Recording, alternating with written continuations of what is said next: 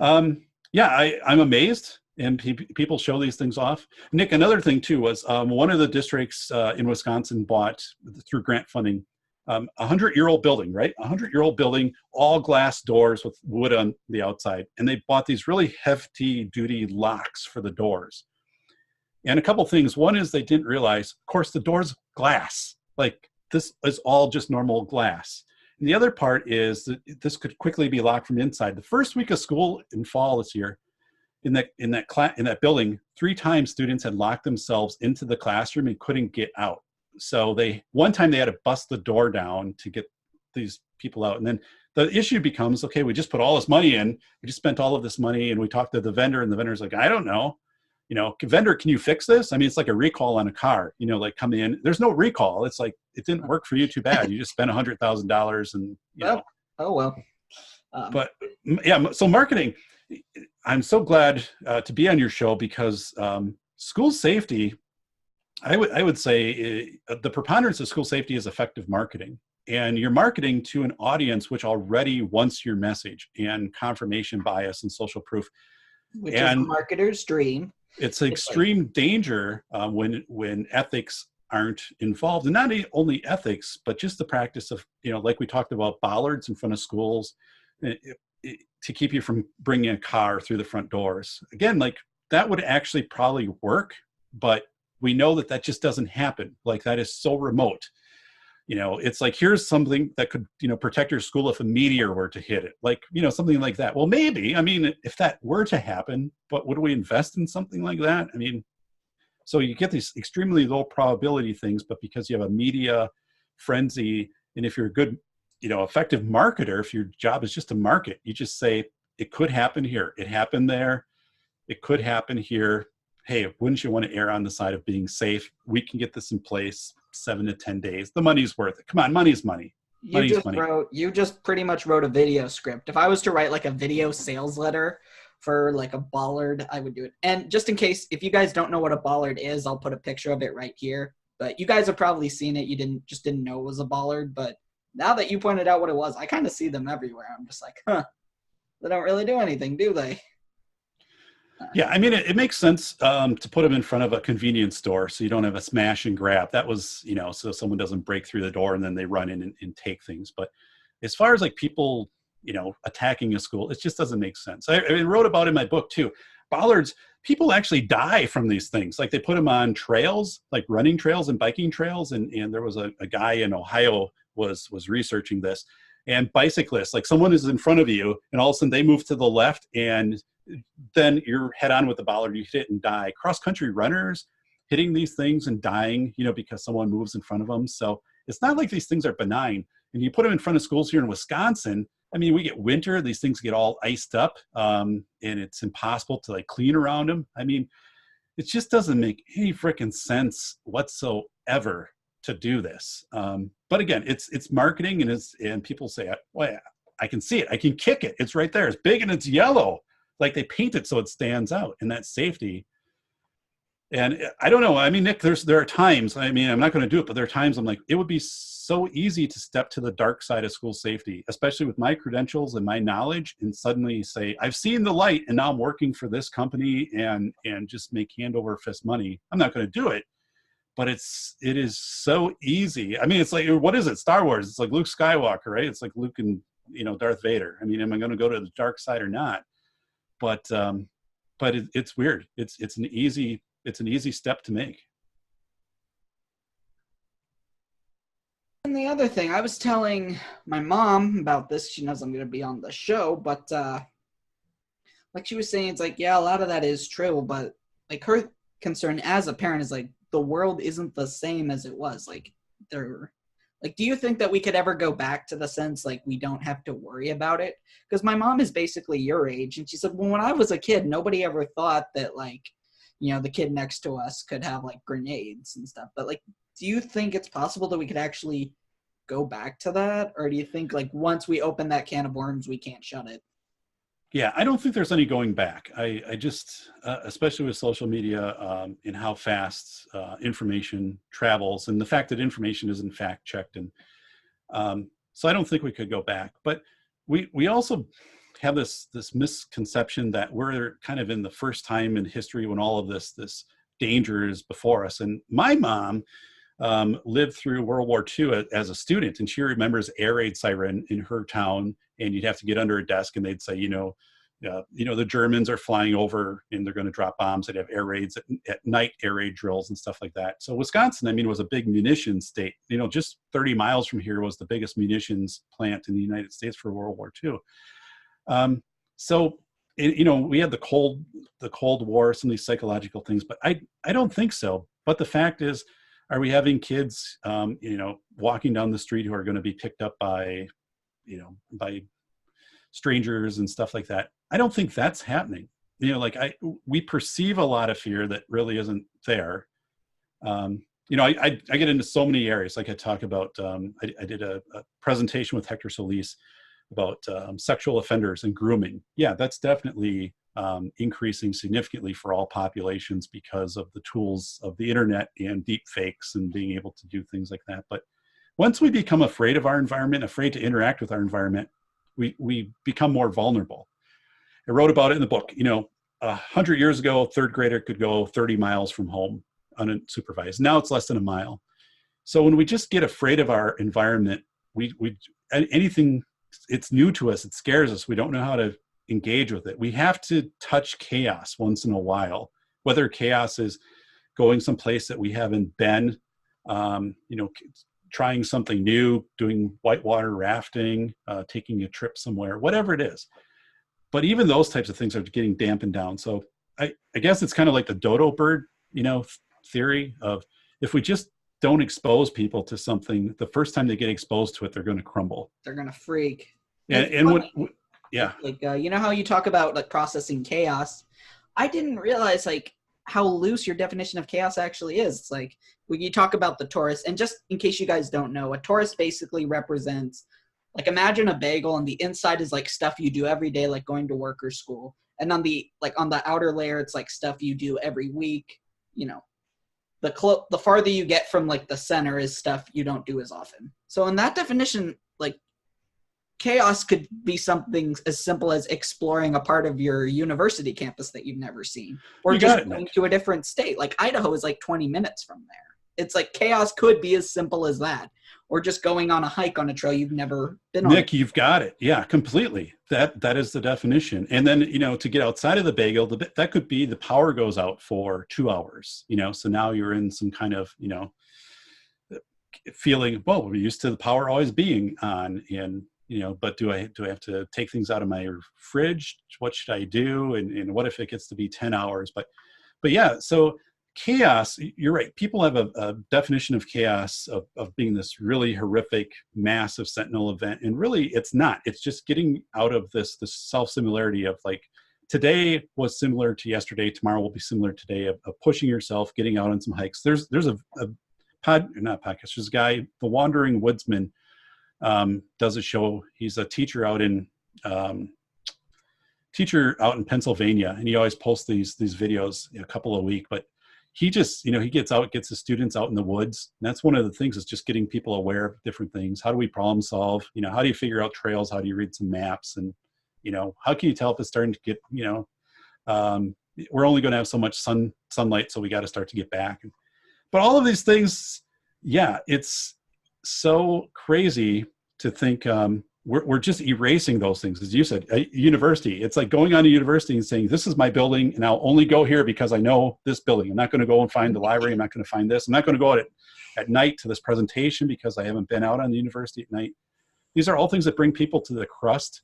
And the thing is, we're not even getting to the crust anymore in life. I mean, we're just getting so this linear. We want everything to be similar as we travel through our bagel. And then, yeah, Nick, what happens? If you get in a car accident, I was in a car accident a year ago. And so how do you handle that if you haven't handled chaos before?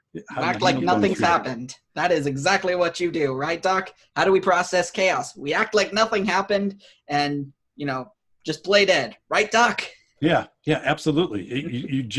And you hope that it'll just go back, quote unquote, to normal. If we just ignore it, it didn't happen. And that's been fatal. Like I wrote about in the book, people in the Twin Towers on 9/11 during the attacks. Some people, hundreds of people knew that the towers had been attacked, but decided not to evacuate right away. And reasons for that are, just people thought, this isn't as bad as whatever, even though like it was obviously bad. And if I leave here, I got to come back and reboot my computer. It's just easier to like just work on what I'm working. And finally, when it becomes inevitable, they what do leave you think by that happened time. when the second plane crashed? It gets to be too late. And it's so weird how people just refuse to recognize that they are in chaos. I talked to an airline or a military pilot. This was a fascinating story. I heard this like a couple months ago. He's telling me, and they had this all set up. This was all scripted. But so the pilots, again, these are fighter pilots. They're coming around a corner and they see a guy pinned up against the wall with like 20 sheets of drywall. Okay, and this is so they're studying how these pilots respond. And initially, the pilots go and they're trying to move these 20 sheets of drywall off of this guy, and it's unsuccessful. Although the guy's like he's pretending he's pinned, but it's actually it's set up so the weight's not on him. But suddenly one of the pilots go, wait a second, we got to move these 2 by 2 at a time. So then they quick take them 2 at a time and they free the guy. So this is actually studying how long it takes people to recognize and start to think in chaos, make decisions, what are your options and things, and start to logically think.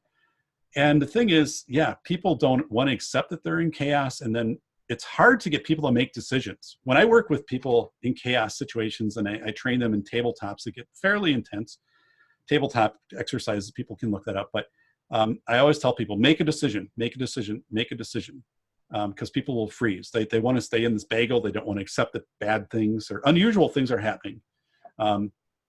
There's so many stories, of when chaos happens, people ignore it. The river's rising. I'm not going to evacuate, or whatever. So it'll go back. It's not going to be as bad as what they say, Even then, though, I think the one saving grace here is like, even though they're not giving teachers discretion, they're not really expanding their Taurus or Tori or whatever the plural is. I think the one saving grace is that is like hardwired. Like for me, as you know, I'm a mechanical engineering student at Wazoo, and so most of my classes are like in the engineering building or like this one area. So technically, I have no reason to explore the other parts of the school. Right. But well, even though like I've lived here for over a year now, I have still naturally explored other parts of the school, not necessarily because I need to, just because I have just been curious. And so when I hear like people like not knowing, it's like, okay, it's pretty common sense. Like you just naturally want to explore. Like if you move somewhere else, you'd naturally just want to like walk around and see what's there. So I'm like, you're telling me people are starting to unlearn that? That's kind of impressive considering how hardwired it is. Yeah, I think to some extent, yes. Or else they're just being conditioned by the adults around them to not do that. For example, the field trips. We can do the virtual field trip versus like going out to the school woods or something like that, because a kid could get a wood tick, out there, or if they have an asthma attack, it's harder to get EMS. I mean, you can make all these arguments for why to narrow down this Taurus. But as you said, though, I mean, Nick, we still are very hardwired to explore. And during a crisis, if people can just accept that they're in chaos, and we know this on 9/11, 500,000 people go down to Battery Park in Manhattan, and they get rescued in 9 hours by this autonomous zone, which kind of develops. For 9 hours, people just makeshift things and get people off of the island. So this is still within us, but I think with each passing year, more students, more kids, and we just have this philosophy, and even adults, like we just try to shut this stuff down. I wonder if we're going to get to a point when we're going to think before we instinctively react. Like we're going to process and kind of weigh out, should I do this or should I not do this? You talk about discretion. It's a huge part of the book. And I remember meeting with a group of teachers and administrators, helping them put together a school safety policy protocol. This was really a damning moment, because one of the teachers said, I am not going to, jump out this window or something, like if it's absolutely obvious, like this is what you have to do for safety, unless it's in this policy and it says I will not get in trouble for my administrator. I need permission. And another teacher said, I'm not going to throw a stapler at a person attacking me to try to defend myself because they might sue me, right? So I need that administration has my back in the school board. They wanted this in policy. That's fucking dumb. That's like, Oh God, yeah. I mean, it like, makes no sense, right? And the remember, administrators look, and I went in the hallway with the administrator and I said, listen, I can't help you. I can't, you have big issues you have to deal with. People absolutely are terrified to use their discretion. They're afraid, yeah, they're going to be sued just to defend themselves. that's like if I become a school shooter, I do it. It's like if somebody throws like a rock or a stapler at me and I sue them for assault. Yeah, it's almost like you come. That might be taken seriously depending on what part of the world you're in. I'm just like, really? Who knows? Who knows? I mean, isn't that like an irony? Again, like in that South Park episode where, the teacher's about to throw something at a shooter and the shooter's like, you do it, I'm suing you. And then they put it down. I mean, right, this seems weird, but this is kind of that hitch in the thought process people have. They're thinking, I'm not sure if I should do this or not. They're not using their professional discretion because I'm not sure the administrators or the system will have my back. I can also tell you as an expert legal witness, they're kind of right in some of that. Like schools and school boards separate out from employees pretty fast these days in lawsuits. So it is this, I guess, this weird dystopian. Like separating out is like, oh, you're on your own. Yeah, like you acted outside of your job description when you did that. And yeah, you're on your own. And that's a new precedent that I'm starting to see. And we just haven't had a lot of cases for that to prove out. But I would be really nervous as a teacher today versus 10, 15 years ago in how much the district has my back if I'm acting in the best interest of a student in that situation, in that context. Because the lawyers are telling districts, yeah, I mean, really examine whether that teacher was acting within their job description or not. And again, what is a job description if someone is trying, let's just say, yeah, an angry parent comes in, it's a custody battle and they want to get their child. So they come into the classroom and they push their way in and they like grab the child by the arm and they're like, you're coming with me. And the teacher tries to intervene because they don't know who this person is or if this, safe situation or whatever. And they rip that child back and whatever, I'm protecting this child. I mean, that can completely be now litigated, right? The parent could say, I wasn't posing harm. I wasn't going to kill this child, right? I just was taking them with me. Well, if I was the teacher, I'd be like, how the hell do I know that? Well, right. So that's the counter on your part. And then the argument from the lawyer representing the parent would be, Mr. Schulander, did you feel that this student was going to be harmed by this person, or did you feel that they were going to be killed by this person? So then you have to be like, well, no, but this, I don't know, right? I don't know. Well, in the moment, was this person's life at risk? Was the student's life at risk? You say, no, their life wasn't at risk. Well, but you just intervened. You put hands on. You tried to at this moment, right? It's like, is their life at risk right now? It's like if I was actually in the room with you and had a gun and did this. It's like, is your life threatened? No, technically, your life isn't threatened until I actually pull the trigger. So all of these things get to be subjective, and it just brings people into trying to run through cement. Like it just slows people down in their thinking. So yeah, we get into some really weird things, and again, I think these then open up the door for marketers. Again, marketers can come in and say, if don't use your discretion, just use our product, just use our special, gunshot devices, just use our surveillance tools, just use all of these other things, which then take discretion out of your hands. And let's just turn it over to the equipment. Pretty much doing a marketer's job for them, Doc. It's like when you're trying to sell any product or service, you have to think of it like, what is the problem that this product or service is trying to solve? Like, what problem are you trying to solve when you're a restaurant? You're the problem of people being hungry. Right. What about selling jackets so you can be warm when it's cold outside? So if you know the problem really well, and everybody knows the problem because we have school shootings all the time and we all know it, but you're pretty much doing a job for them. So guys, like, I understand, like, on paper, this would probably be the best type of client. It's like expensive product. The people they're marketing it to have money. You could make a lot of money yourself, but guys, do not go down that road. It's like use some discretion and ask yourself, like, Right. do I really want to, like, I can understand if they don't know who you are and they actually believe like a bulletproof glass is helping them. I can understand that, like, ignorance.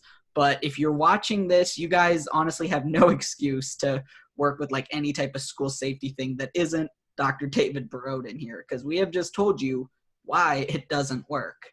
But so I'm going to quickly go over your solutions. Your solutions, Sure. instead of trying to like stop attacks as they happen or after they happen, like minimize the damage, it's Right. basically like fostering connections with kids so that they are not motivated to attack the school. It's like we could get all the security equipment ever, but what all the shootings have proven is that if someone like really wants to harm the school, fortifications usually won't stop them. Correct. Yeah. We were talking about metal detectors. There was a Luke Woodham, and I'd be really curious to hear the full context, but they asked him, like, what would you have done if your school had a metal detector? And he was just like, dude, I wouldn't have fucking cared. I would have walked right through it. Yeah, absolutely. Yeah. And he's like, by the time someone's gotten to the school with a gun, it's usually too late. It's very true. And I was talking about this with my mom as well, but she says he's right, but there are just some kids that just can't be reached. Now, it might not be the district's fault. Maybe they're just like naturally closed off and quiet, or maybe they don't believe that like the teachers don't believe that the district will support them if they try to help the kids. Like, what would you say to that? Like, there are students you just can't reach. Yeah, I mean, I think that's accurate, right? I mean, there are students, and the other part is schools aren't designed for mental health treatment. So it was 2015. There was a national effort with the House and Senate to do a mental health in schools bill. It didn't pass. There's nothing out there right now. It's kind of handed off to the states. States don't know what to do, so they hand it off to districts, and it's kind of hit and miss. But so yeah, you'll always have some students who are disconnected. Now, the part of that is, Nick, though, there isn't a profile of a school shooter. So if we look at school shooters, I can go off and list several school shooters who were very connected. Who were in scouts, who were in clubs, who were in athletics, who had A's, and all of this type of stuff. So I think the question of school connectedness, also a big statistic, right? 75% of the time, multiple studies have shown this, 75% of the time, somebody else knew that there was going to be a school shooting. So if the kid had said something to a friend, had made posts to social media, but usually like just telling someone else. 1997, Bethel, Alaska. This is phenomenal. 1997, there was a shooting in Bethel, Alaska. 24 kids showed up on a mezzanine to watch the school shooting take place. None of them told an adult. 2 of those kids had trained the kid how to use his grandfather's shotgun. 1 kid brought a camera to record the school shooting. So I bring it back and always say, listen, we know that most of the time somebody else knew, and whether it's the kid, whether it's a relative, whether it's friends of the family or whatever, I've seen all of these situations, and no one said anything. Like, no one said, yeah, I think we need to look into this, because they've been saying some things, either they're going to harm themselves or harm others. So we need to put money and resources into that. One is figuring out why kids aren't doing this youth code of silence, right? Why aren't they reporting? And actually, we have kids who are reporting at a higher frequency now than we did in the past. Why aren't they reporting? One is, have they been instructed on what a threat looks like? And yeah, you might think this is okay, but it really isn't. Like, you got to bring this information forward. The other thing is the system just too complicated? We talked about those phone apps, right? Does it get to be like 26 steps to try to make a report, and you're just like, screw it, like, I'm not going to do it? Or is it like, I'm not going to do it because the administration's not going to do anything on it anyway? I reported some fights and stuff and they never did anything. Or is it like, someone's going to find out that I report it, and then I'm going to be looked at as a snitch? So, but we ultimately know, like, this works. Like, if we can break this code of silence and just get more kids to report, that we'll have less school violence. Like, we know that. So that is something that I strongly put out there. School connectedness, the Centers for Disease Control has done several studies on this. Getting kids connected to school. This is hard because it's nebulous, right? As I share this with you, it's harder to talk about this and make sense of it with anybody than saying, put this bulletproof film up. Like, you can see this, touch it, whatever, versus talking about trying to do student focus groups instead of surveys, sitting down with kids, getting their input. Even if you don't like what they have to say, if kids feel that they can say something, they're less likely to feel that they've been minimized by the institution or by their peers, stuff like that. But you know, it really comes down to putting more money into threat detection, threat instruction. We don't research that. You know, the $3 billion a year for school safety, very minimal, like 0.1% maybe goes toward school safety, threat reporting research. I don't even know if I've seen any research, honestly, of that right now. We had 2 school shootings in Wisconsin recently. One question I asked is, what were the threat instruction for those, and what was the threat reporting? I didn't get an answer in either one of those. People just want to try to profile kids, but so yeah, I think there at least needs to be some balance, Nick, because right now, like, almost everything goes into fortification. We need to put more money into threat instruction and threat identification. And yeah, that's just simply not happening. People believe they can fortify their way to safety. We can't do it. Yeah, well, what happens when you run out of possible fortifications? Well, we were just talking about this Right. on your interview, where he's like, yeah, we're going to run out of money before we run out of fortifications, because marketers will always figure out some sort of upsell or update. But yeah, I understand there does need to be a balance. Like, there has to be some fortifications. And I guess the last question here is, have you actually ever seen like a fortification or like a drill plan that actually would have been effective to the school district it was being pitched to? Yeah, sure. That exists, right? I mean, there are people out there who are ethical, who do the research, who look at schools, and here's the difference. So, a vendor who wants to help a school, what they'll do is they'll inventory what the school has, and they'll say, let's look at all of the systems, all the things you have in place, like your door locks, your PA system, cameras, all of that. And the first question is, do all of these things kind of work independently well, and also do they work together well? And an example is, there's a company out of Ohio. They work with schools just to try to get all of their existing systems to communicate together. And one of the things that they do is they make sure on your doors, if a door has been open for like more than 3 minutes, an exterior door, like a pop-up, comes up in the office saying, hey, this back door has been open for more than 3 minutes, which indicates that door shouldn't be propped open. We should have someone looking at it. Like, that's smart. Like, that, it makes sense to do that. Also, people looking at camera systems, if they can, how to maybe do like some RAM upgrade, things like this, and helping people make their existing systems work. Basically, that approach versus saying we have to replace everything and just go with what we have. And honestly, very smart vendors, smart with understanding school safety. They're checking the doors, checking the locks, making sure people have locks that work, working with PA systems. If they do have apps, and actually, I mean, the apps are very simple, that students with disabilities know how to use apps. So exits are clearly marked. I mean, just things like this. People have a check-in system, right? Vendors with school safety who are very ethical will make sure, okay, you have a check-in process for when people are coming in, they're identified, there's like a name badge. Now, granted, like, would all of these things prevent a school shooter from coming in? Maybe not, right? But would all the other stuff do that? Probably not.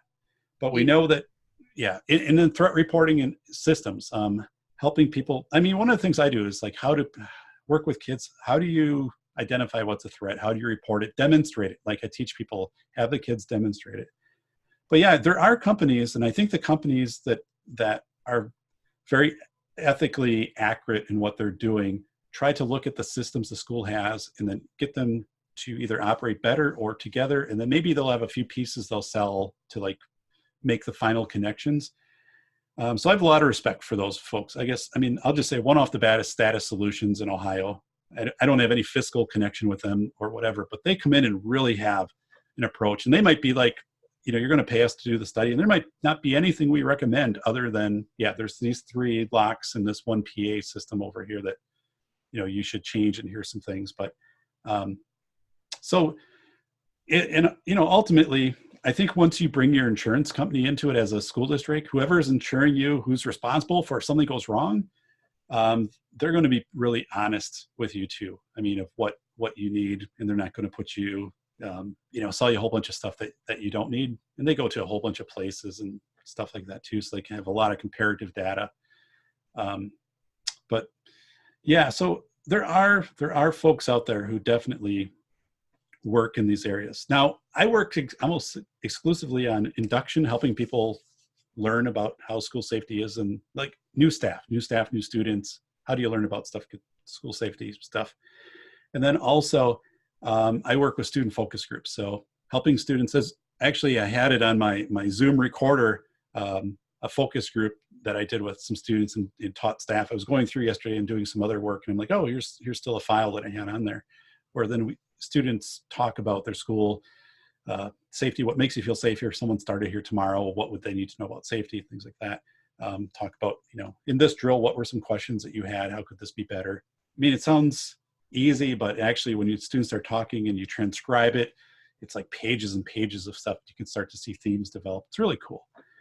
So yeah, there are the people, but again, Nick, they're working from a deficit perspective when it comes to, like, you really have to sell like that this makes battle.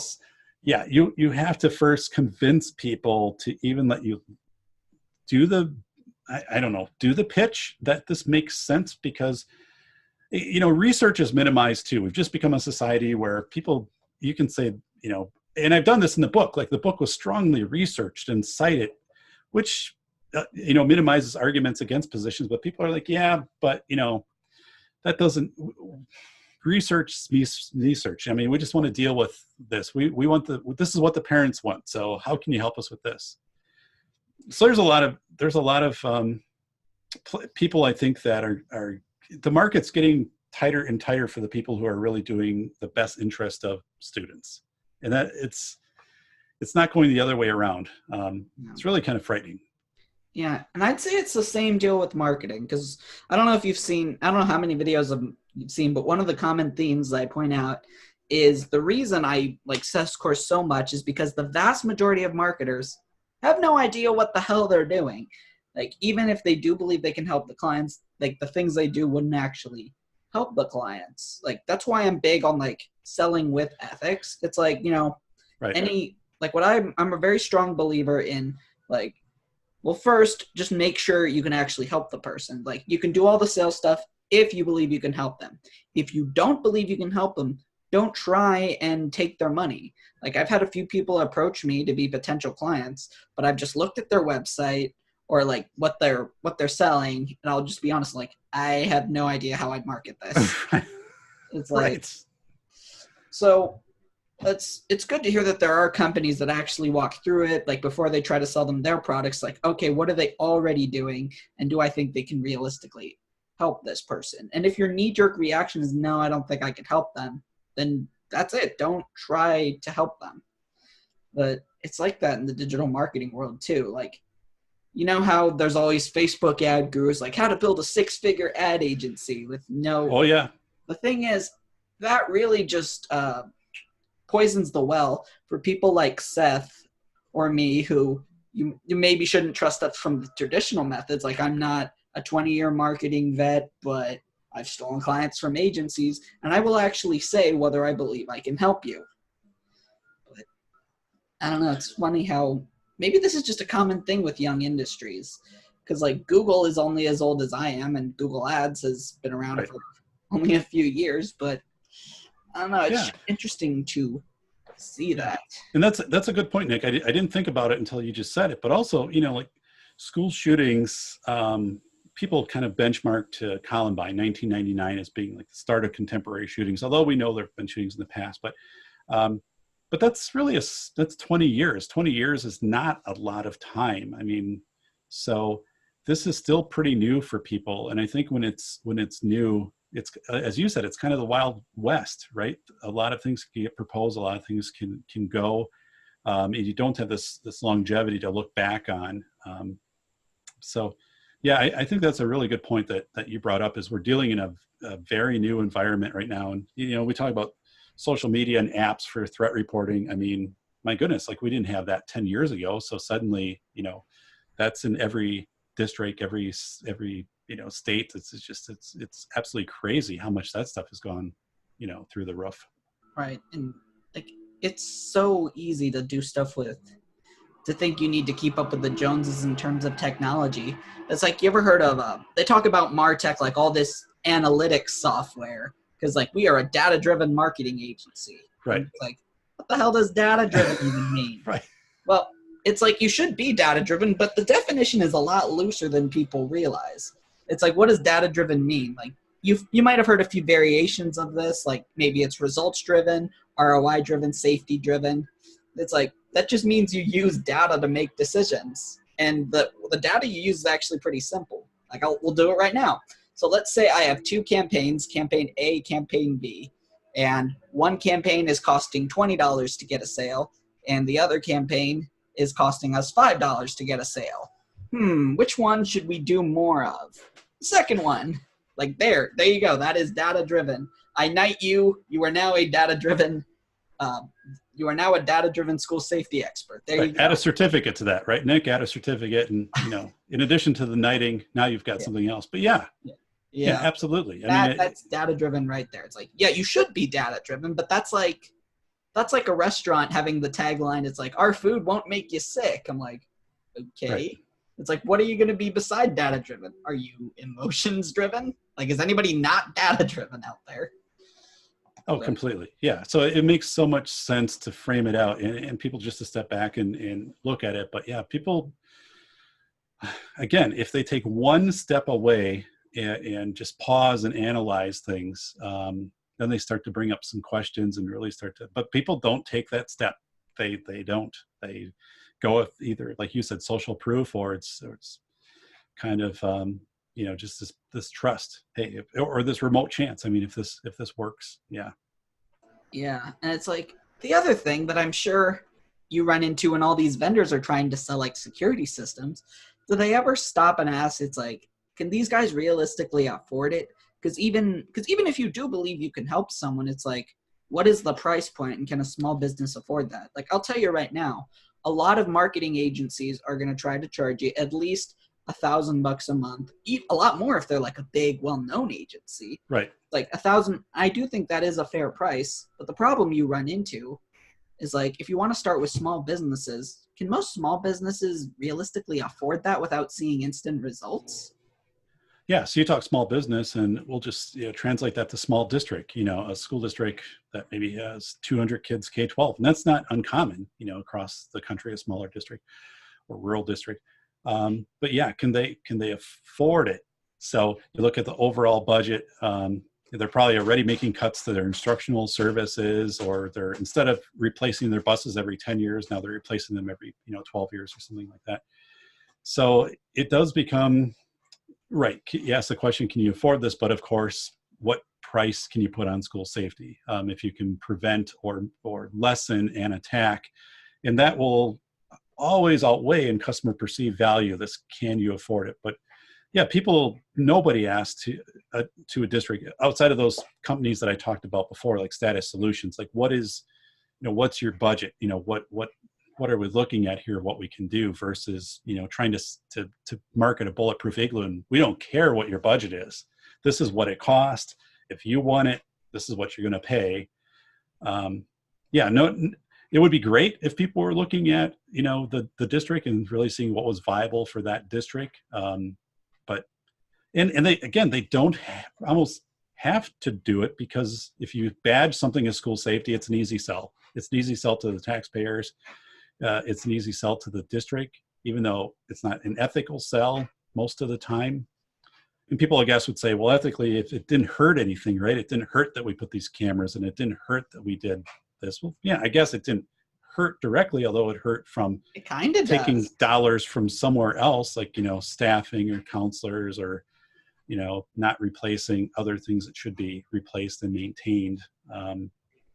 But yeah, it's kind of like what Matilda, remember the movie Matilda, right? Never seen that one. All right. Well, anyone watching the movie. I show my age a little bit by not seeing that, don't I? But my kids tend to watch it, but like Danny DeVito's the dad, and he's selling like used cars, and he just glues a bumper on a car, and then his daughter says, "Isn't that dangerous?" He says, "Not my problem. Once it gets out of the lot, doesn't matter."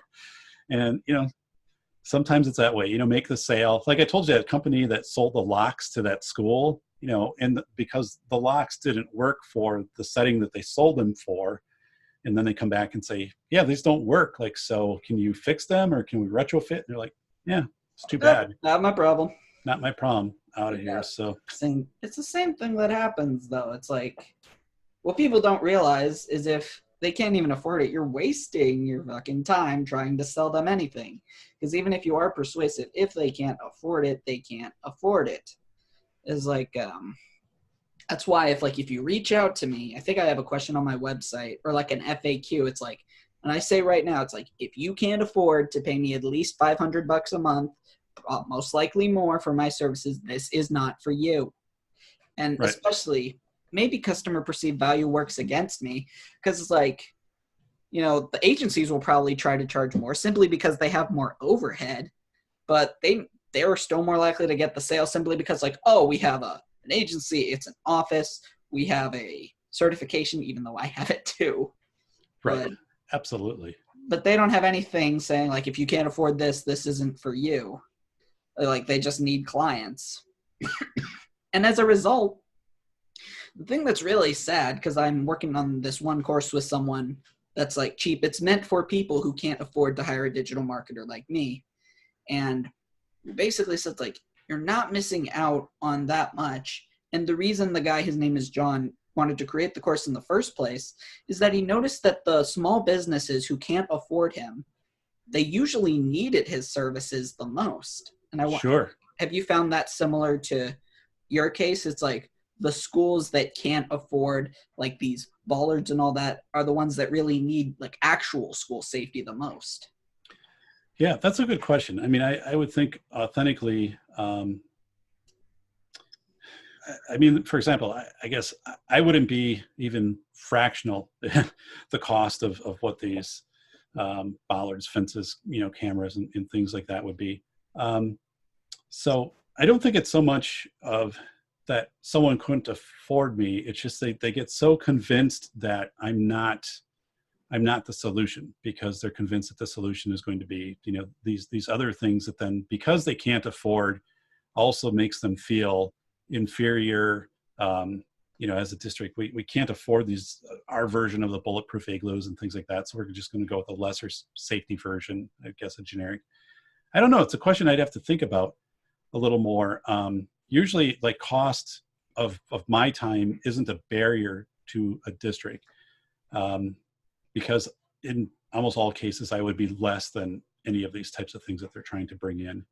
But it's a good question. I think it ultimately drives down to customer perceived value. Now, as we've been going through this, I've been thinking, there are many districts though, if you talk to them and said, I know the pressures that you're getting to convey back to your parents and community about school safety, that the school is safe. I get that question all the time from superintendents. They say, Dave, what letter do I write to that I put in the newsletter, I email home tonight telling the district or, parents that we are safe, like we're doing these things. No one can prevent, certain things from happening. They could happen anywhere, but here's what we do. And I don't know how to write the letter.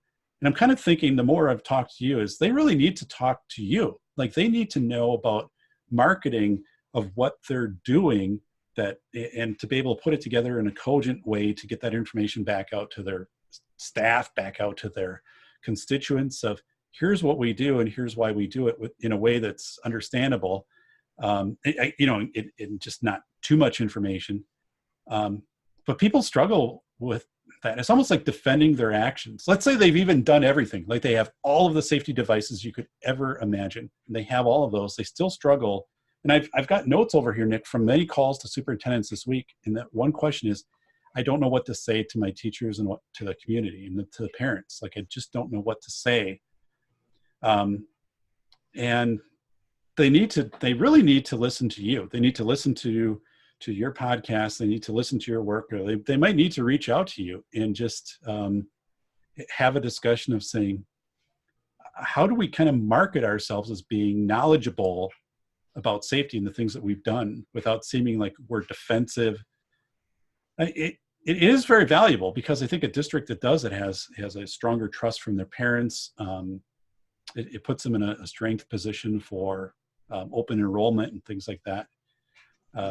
I think there's something here. I don't know exactly what it is, but it's starting to kind of percolate in my mind that there are many people who called me this week. If I would have just said, wait a second, I need to bring Nick on the line, that would have helped them. Well, yeah. And if nothing else, like for someone like your stuff, do you have like a consulting fee, like you charge for an hour of your time when you do that, or? Yeah. So, I mean, I turn down work all the time because, first of all, I'm retired. I still teach 3 university classes, and I have clients that I've been with for like 10 years, and they're big clients. So I take on very little in the form of new work. But if it's legal work, then yeah, it's an hourly rate, and it's a very high hourly rate, just to be competitive in the market. Right. The market has adjusted that rate. Especially with your expertise. Like, yeah, it's like, oh, it's a high hourly rate. Hopefully it's in the triple digits, because you're one of the few people I know who actually deserves to have an hourly rate in the triple digits. Yeah, there's some hourly rates, Nick, I have that are in 4 digits. So believe it or not, I mean, it's good. Well, it's like, oh, well, that's a bit high. It's like, well, he's like, even if you kind of know what he's going to say, he'll probably tell you not to spend money on like that $4 million. So let's see, you're spending a few $1,000s to save a few $1 million. Yeah. There you go, right there.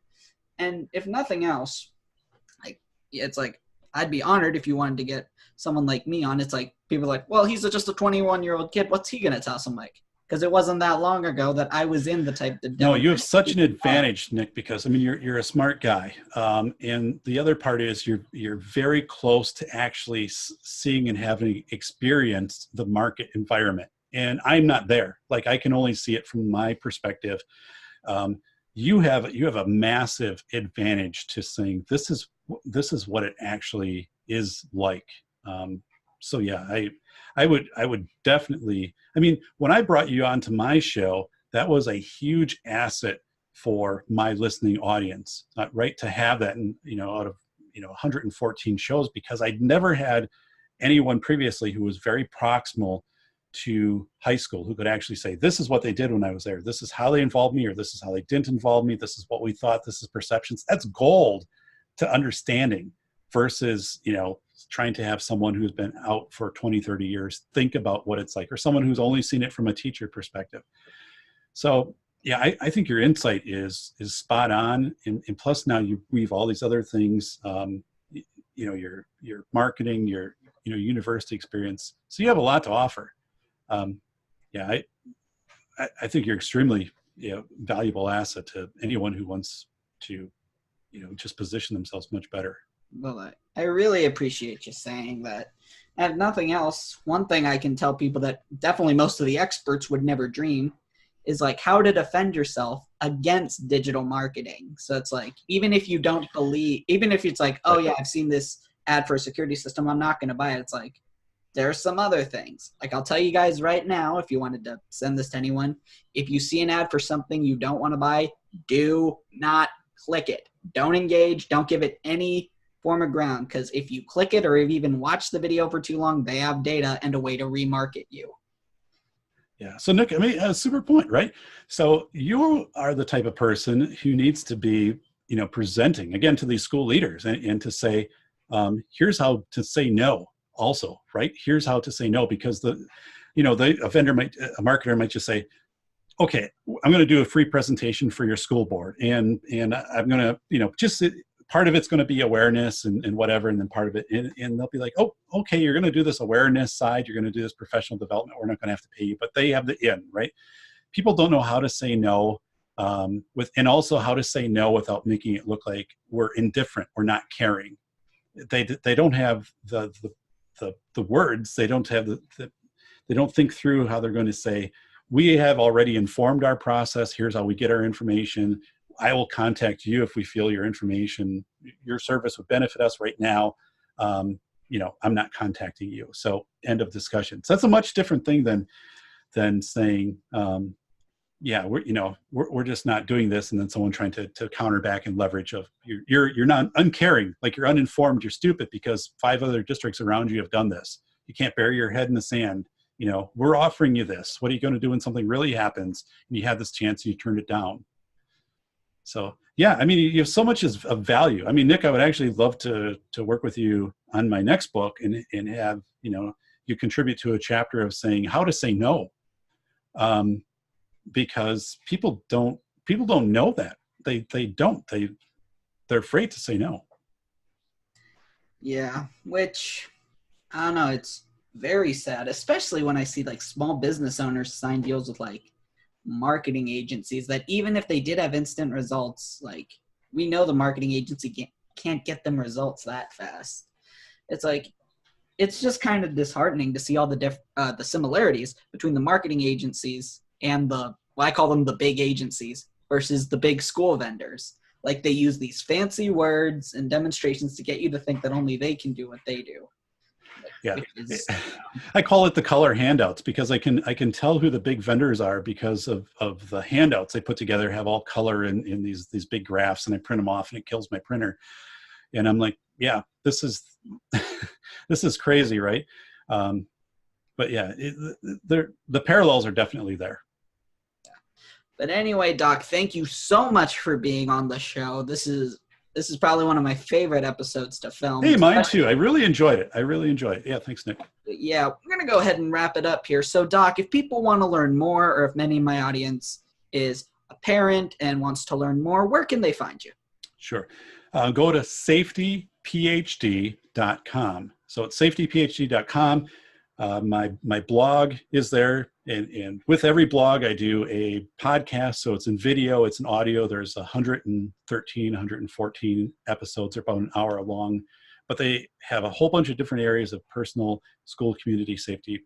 You'll want to check that out. And then also on that, you can check out my book, School of Errors, Rethinking School Safety in America, or just go on Amazon and buy it. The book is sold very well. It's something that is not your traditional school safety book. I retired as a school administrator. I could tell, I guess, the truth of what was happening in the industry. The book has been well received by school boards all over the country. In parents in Canada, for example, have had such an aha moment with the book. They've sent it to me, sign it, send it back, and things like that. School of Errors, Rethinking School Safety in America. But yeah, safetyphd.com. I have a lot of information. There isn't any Patreon. There isn't anything I'm trying to sell you, anything like that. When you go there, you'll definitely find value. Perfect. Well, thanks, Doc, for being on the show. And thank you all for watching, especially if you made it this long. This has got to be like 2 hours. But if you enjoyed the video, you know the deal. Like, subscribe, and I'll see you guys next time.